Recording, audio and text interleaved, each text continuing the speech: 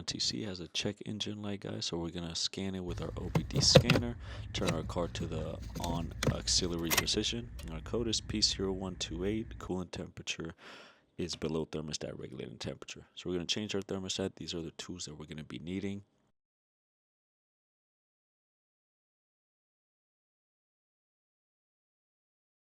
We're also going to be needing our thermostat and our thermostat seal. The seal does not come with the thermostat, so make sure to get it. We also need our 50/50 Asian antifreeze coolant for Asian vehicles and our tester for our coolant. So we're going to be removing the cover. We're going to be removing the hood latch first, which is 3 bolts. We're going to be removing those. You can either remove the bolts of the horn so that way you're not having to disconnect wires, or you can disconnect the wires and remove everything together. Our thermostat is located next to our alternator and our exhaust manifold. As you guys can see, there's no cap on our radiator, so we're gonna have to do all the flushing, all the air bubble release through our reservoir.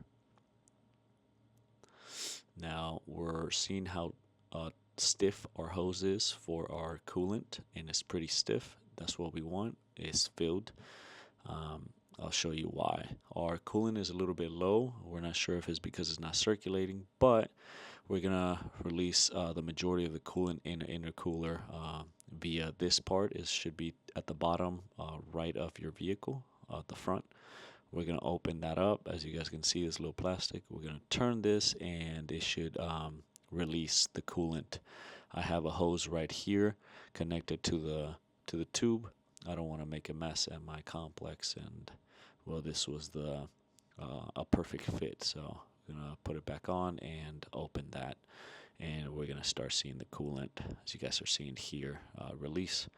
We're also gonna end up testing this coolant to see if the coolant is good or if we have to do a flush with our tester, our coolant tester, and it was good. So we're just gonna add to the fill new, and yeah. So as you guys can see, there's some flex here, and it's going to help us out a lot with this part, taking this clamp off. If you are replacing the tube, that black tube that holds the thermostat in place. Other than that, these hoses are in your way, but we're going to take those two. As you guys can see, I took it off, but they're two 10mm nuts, one at the top and one at the bottom. Our thermostat is sitting right there, as you guys can see. I decided not to switch my tube because it seemed like the auto parts was a little too narrow, so I just kept the original. As you guys can see, I think it was stuck on, so I decided to use my pry bar, a small one. You guys can see all that liquid coming out. You're gonna make a mess. Make sure to clean it off. You don't want all that coolant in your AC compressor. So we're releasing all of it. We're taking it off. Make sure to put the seal back on the new one. The new one does not come back with it. As you guys can see, we installed it back, and by squeezing here, it's loose, it's filled with air, and it's easy to do. So that's what I was trying to show you on the other one. But now we're gonna be adding some coolant, filling it up, because we're gonna turn the car on. The car is running at the moment, and yeah, we're pressing that hose to help the coolant and the air escape from the lines. That's what we're doing. During this moment, please make sure to have your AC, your heater all the way up, and your fans all the way up as well. Now we'll keep assisting the vehicle until you don't see any more bubbles. But yeah, like I was saying, the thermostat does not have a seal, so you have to buy that separately. So buy it, install it, make sure not to pinch it. But you guys are seeing here, there's no more bubbles. I took the bolts off the reservoir to tilt all the liquid down to both of the lines, the upper and the lower. And that helped me out because I don't have one of those fancy tools. I could have just rented it out for free, but I didn't. Anyways, we go back, we delete the code, and the reason we're doing this is because we're about to go and take it out to a test drive. And if the code comes back, it's because the issue is still there. It might be either our fans or our coolant temperature sensor, I believe. But yeah, we're deleting it and we're taking it out on a test drive.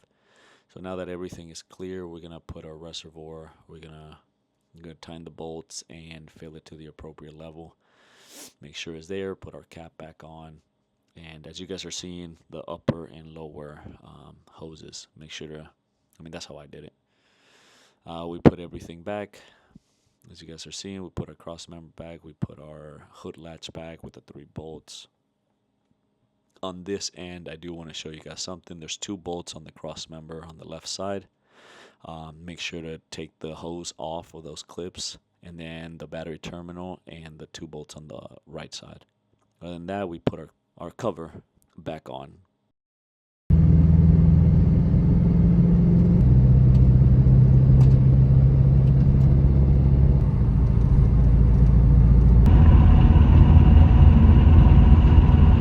This moment I got kind of freaked out because I didn't know what it was, and I was a little bit far from home, and it was cold, it was turning dark. I didn't know what it was, but I ended up seeing that it was my fender because I took part of the plastic off my wheel fender cover. But other than that, guys, the car worked perfectly fine. Hope you guys liked it. Like, subscribe. Deuces.